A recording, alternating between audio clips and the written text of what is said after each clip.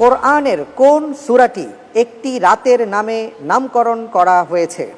ক সূরাতুল লাইল, খ সূরাতুল গাশিয়া, গ সূরাতুল কদর, ঘ সূরাতুল হাক্কা।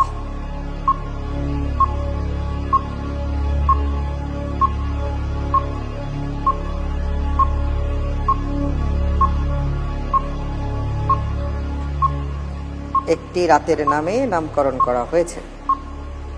জি আলহামদুলিল্লাহ, এটার উত্তর হবে গ সূরাতুল কদর। গ সূরাতুল কদর। জি লক করে দেব?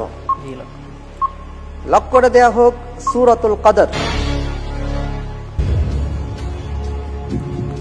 সূরাতুল কদর আল্লাহ তাআলা কখন নাজিল করেছেন?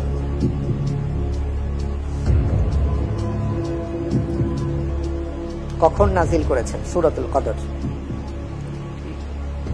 কদরের রাতে। কদরের রাত। আর কদরের রাত এটা কোন মাসে?